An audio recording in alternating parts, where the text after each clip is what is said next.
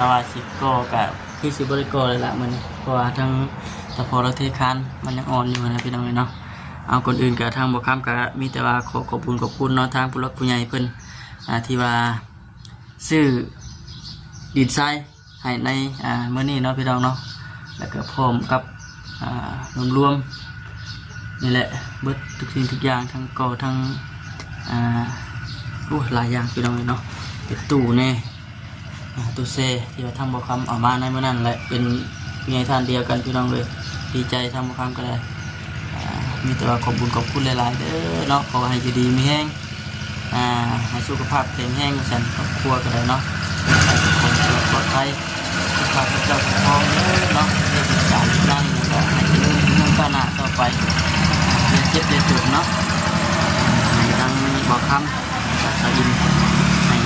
มาสนี่จะโผล่ให้กลับขึ้นไปหารอยเท้าพันเท้าเด้อเนาะตามเราเพื่อนก็ได้ให้อยู่เย็นเป็นสุขด้วยกันมีแต่คำอุตส่าห์อุปกรณ์เนี่ยพี่น้องเลยเนาะตอบแทนน้ำจิตน้ำใจเพื่อนเฉพาะทรายของเดือนคือวัดไปพี่น้องเนาะ1,200,000 กีบด้วยพี่น้องเนาะ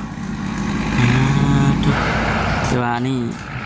แห่ระยังพอได้ใส่อยู่พี่น้องกล้าว่าพออยู่เทพืชเทียงนะอันนี้ทรายเพื่อเฮาสั่งมาไว้โบกไว้อย่างอีกเนี่ยก็ขึ้นคุ้งเด้อพี่น้องเด้อเนาะ ก็คุ้งแล้วบัดนี้พี่น้องเลยเนาะอันนี้ก็คือบล็อกกับเบิดไปประมาณ300เลยจากพี่น้อง300เลยล่ะครั้งนี้กับเบิดแล้วพี่น้องเลยเนาะคุ้งเรียบร้อยทางนี้ก็ได้มีแต่ว่าเคลียร์พืชมันบัดที่นี่กับนี่แล้วนี่ถ้าว่าเพิ่นคั่วนี่ออกเลยจังขี้ก็นี่ขึ้นประมาณนี้แหละพี่น้องเลยบ่ได้ก่อคุ้งหรอกนี่ประมาณนี้แหละก่อขึ้นประมาณนี้เดี๋ยวว่าก็จะเอาซ้ำนี่บ่แล้วก็ตอกไม้ปลายเอานะพี่น้องเลย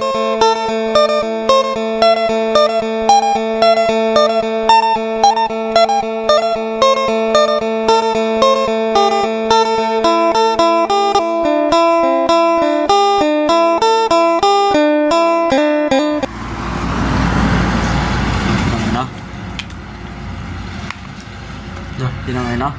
เอาคนอื่นก็มีแต่ว่ากราบทักทายสบายดีด้วยพี่น้องเด้อเนาะมาทักทายกับพวกแม่พี่น้องFCช่วงค่ำช่วงแรงๆว่าซั่นโธ่ร้อนแห้งขนาดพี่น้องเลยบรรยากาศมันก็ถือว่าอบเอาก็มาแต่ข้างนอกมื้อนี้ก็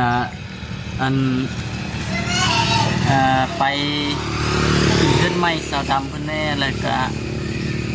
เพื่อนน้องจ้อยพ่อพี่น้องเนาะก็เป็น2 งานเลยมื้อนี้เป็นบ้านใหม่เพื่อนงามว่าซั่นเป็นถือว่าจบ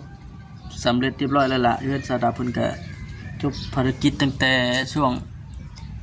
8-9 โมงหรือว่า 10 โมงนี่นะพี่น้องเนาะจบจากหันกันแม่นทางเฮาก็พากันเดินทางไปบ้านน้องจ้อยต่อว่าซั่นจบจากน้องจ้อยกับทางบ่คำครับทีมงานก็เลยพากันไปหาน้องน้อยบ้านนาสโนดพี่น้องลายกดลายสีก็คือสีลงลืมเพิ่นแล้วล่ะเนาะเพราะว่าหึงพอสมควรเลยพี่น้องเลยที่ว่าทั้งมันทีมงานเฮาหลายช่องเนาะที่ว่าบ่ได้เข้าไปนะพี่น้องเนาะ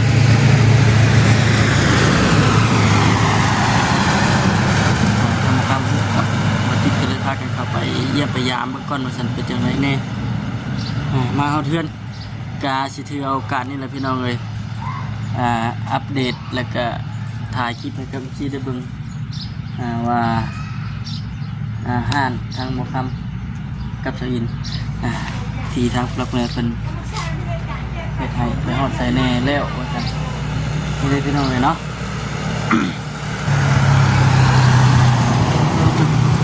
คันแรงก็รถคนกำลังโดยหลายกลับบ้านกลับซองพี่น้องตอนนี้เพิ่นยังบ่ทันได้มาเตยเวียดเด้อพี่น้องเด้อเนาะทรายก็ยังเจาะอยู่หน่อยนึงพอดีมื้อนี้ก็มีข่าวดีแน่พี่น้องเนาะปึ๊บเสะเบิ่งปึ๊บนี่เลยพี่น้องเนาะถือว่ามีข่าวดีแน่ ทางผู้รักผู้ใหญ่เพิ่นท่านเก่าท่านเดิมเด้อพี่น้องเด้อเนาะให้ทางบ่คำซื้อทรายมาไว้พี่น้องเพราะว่าทรายเก่ามันก็ยังบ่หลายเด้ทางบ่คำเลยสั่งเพิ่นตั้งแต่เมื่อเช้านี่แหละพี่น้องเพิ่นมาส่งให้ผมแรงนั่นแหละส่งให้ผมแรงทางบ่คำก็เลยจ่ายเงินเพิ่นไปทีมห้อยเบิดไป1,200,000 กีบเด้อพี่น้องเนาะอันนี้นะสุดก่อนบอกคำซื้อ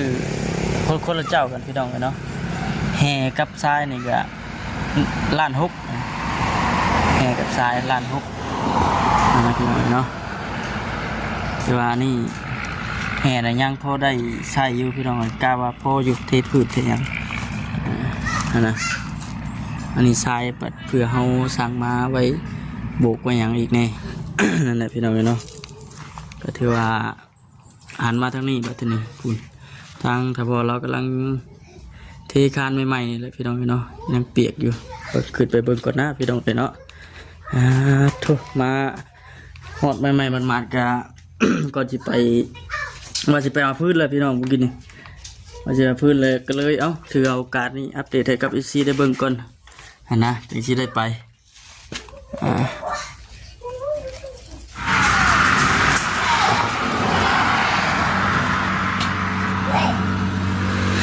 ดึกน้อยพี่น้องเลยออกเส้นทางยันรถยันล่างจังนี่แหละพี่น้องเลยเนาะยังอ่อนๆนึงได้พี่น้องเลยผลแหละเพื่อเทคาดมันนี่ก็เป็นมื้ออื่นนี่จะได้คั่วแล้วก็เป็นกอดตื้อเอาไว้เนาะข้างนี้ส่วนข้างนี้ก็ขึ้นคุ้งเด้อพี่น้องเด้อเนาะ ก็คุ้งแล้วบัดนี้พี่น้องเลยเนาะอันนี้ก็คือบล็อกกับเบิดไปประมาณ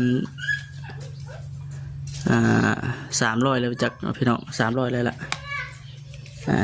ครั้งนี้ก็เบิดแล้วพี่น้องเลยเนาะคุ้งเรียบร้อยทางนี้ก็ได้มีแต่ว่า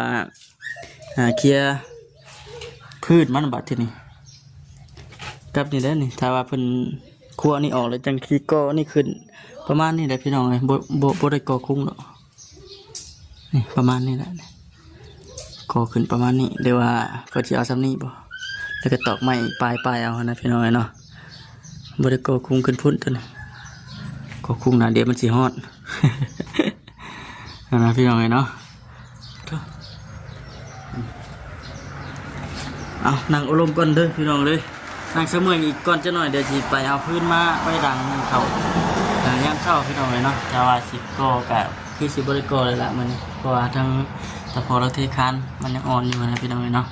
เอาคนอื่นกับทางบกคำกับมีแต่ว่าขอบคุณเนาะทางผู้รักผู้ใหญ่เพิ่นที่ว่าซื้อดินทรายให้ในเมื่อนี้เนาะพี่น้องเนาะแล้วก็พร้อมกับรวมนี่แหละเบิดทุกสิ่งทุกอย่างทั้งก่อทั้งหลายอย่างพี่น้องเลยเนาะเป็นตู้แน่ตู้เซที่ว่าทำบกคำออกมาในเมื่อนั้นแหละเป็นมีไอ้ท่านเดียวกันพี่น้องเลยดีใจทำบกคำก็ได้มีแต่ว่าขอบคุณหลายๆเด้อเนาะขอให้ดีมีแห้งให้สุขภาพแข็งแรงแสนครอบครัวก็ได้เนาะให้ทุกคนปลอดภัยสุขภาพเจ้าทองเด้อเนาะเรื่องการนั่งก็ให้เจริญรุ่งเรืองก้าวหน้าต่อไปเรียนเจ็บเรียนจุดเนาะให้ทางบอกคำสายินให้มาสนี่จะโผล่ให้กลับคืนไปหาร้อยเท้าพันเท้าเด้อเนาะทางครอบครัวนี้เพิ่นก็ได้ให้อยู่เย็นเป็นสุขว่าซั่นมีแต่คำอวยพรอวยพรเนี่ยพี่น้องเนาะตอบแทนน้ำจิตน้ำใจเพิ่นแต่มีแต่ว่านี่แหละเพิ่นจบจากก็นี่สิได้ลงพื้นบ่ได้พี่น้องเลยบัดทีนี้ลงพื้นเทพื้นเทอย่างเรียบร้อยแล้วก็จึงสิหาบานประตูมาใส่บัดทีนี้นี่เด้พี่น้องมันยังบ่ทันได้นี่เด้เนาะบานประตูซองใบบ่เด้อนั่นนี่บ่พี่น้องเนาะซองใบแล้วก็บานใหญ่เพิ่มนี่เด้เถอะจังได๋ก็ฝากนี่เด้อพี่น้องเด้อเนาะฝากเข้ามาเป็นกำลังใจให้แน่ว่าซั่น ากาศก็ถือว่าอบอ้าวคำแรงมากแล้วก็ยังฮ้อนเลยพี่น้องมันมีลมสงัด2 มื้อ 3 มื้อที่ผ่านมาเนี่ยคึมแต่ว่าฮ้อนเมื่อวานเห็นฝนหยาดลงเม็ดอยู่แต่ก็คือว่านะพี่น้องเนาะมันยังบ่ทันได้ฮอดยามฮอดหนึ่งมันบ่หรือจังได๋จากที่เห็นข่าวเพิ่นว่ามานี่คือว่าพายุสิเข้าอยู่ว่าซั่นแต่ว่าอยู่ทางบ้านเฮานี่ยังบ่ทันได้เห็นนะพี่น้องเลยยังตกยิบๆยับๆอยู่จะเดือนพอสำนี้บ่หั่นนะเนาะก็ดีใจพี่น้องก็คือว่าดำเนินไปเรื่อยๆนะดำเนินไปเรื่อยๆพี่น้องในกันในกับฝากทาง FC เนาะทางพ่อแม่พี่น้องเฮาเข้ามาเบิ่งมาชมแล้วก็ฝากเข้ามาเป็นกำลังใจให้ในเด้อพี่น้องเด้อเนาะติดตามเบิ่งไปนำกันว่าสิเป็นจังใดว่าซั่นไปพี่น้องเอ้ยบัดนี้จบจนนี้จะเป็นสิได้พูดแล้วพี่น้องเอ้ยมื้อหน้าไปหาอันตัดพื้นก่อนพี่น้องมันค่ำแล้วนี่ตัดพื้นตัดรั้วก่อนมาไว้หลังหนึ่งเข้าตอนเช้าเบิ่งให้ก่อนที่ไปก็ให้ทั้งไอซีเบิ่งมุมไก่ก่อนเด้อเพิ่นมาส่งสายอันโทรแรงหันวัดทางบ่คำยังบ่ทันได้มาแต่ข้างนอกนะพี่น้องเนาะก็เลยเพิ่นโทรมาว่าเอาถอกอยู่ไสว่าซั่นบ่คำเลยเอาไปถอกอยู่หั่นแล้วว่าซั่นมีคนอยู่เฮือนอยู่บอกเพิ่นนั่นนะพี่น้องเนาะก็เลยมาแวะจ่ายเงินเพิ่นพบแรงงั้นแล้วก็มาอัปเดตเดี๋ยวว่าซั่นนี่น้องเล่นไก่ก็คือสีประมาณนี้แหละพี่น้องเนาะอย่าพาน้องออกแกมทางเด้อนี่พี่น้องเลยมุมไก่เด้อพี่น้องเด้อลืมเฝ้าให้ทางซีได้พังเลยได้เนี่ยเนาะเทพืชได้อย่างแรกก็สมมติว่ามันเร็วเปิดทุกชิ้นทุกอันนี่นะพี่น้องเลยเนาะ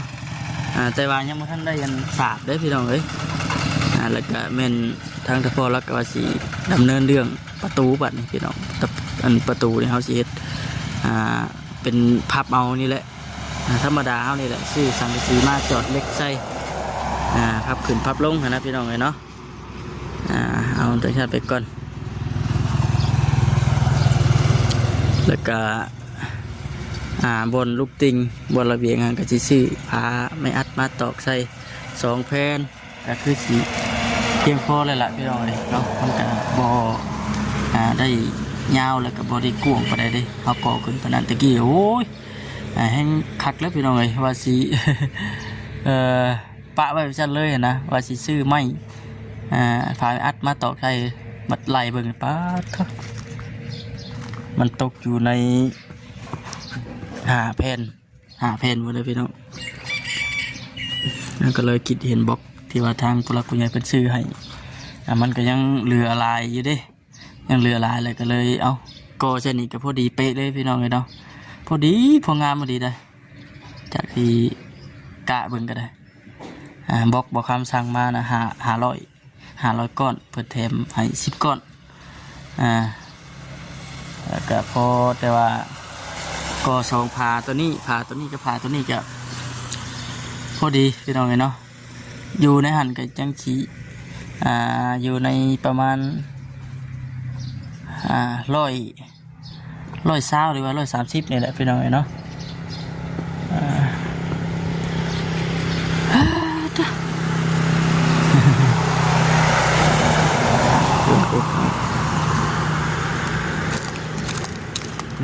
มุมไกลเดี๋ยวพี่น้องให้ FC เดี๋ยวเบิ่งมุมไกลก่อนจังหน่อยนี่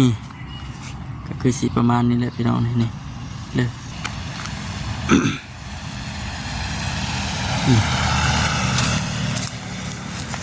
ส่วนตัวนี้อันนี้มีเงินก่อนพี่น้องเลยจัง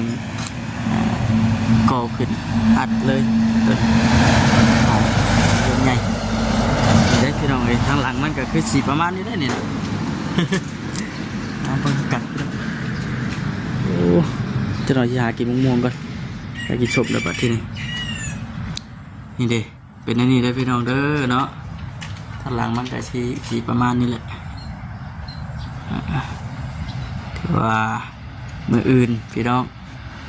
มืออื่นเช้าลุยต่อพี่น้องเอ้ยเนาะโอเคพี่น้องเอ้ยเนาะมาตะเวนกะไปหาพื้นก่อนพี่น้องคลิปนี้กะเว่าโบราณปันใดพี่น้องเอ้ยเนาะจังไดกะคือว่าขอบคุญขอบคุณทางผู้รักผู้ใหญ่เป็นหลายๆเนาะคือคิดเห็นใจจากซอยทั้งบอกคำ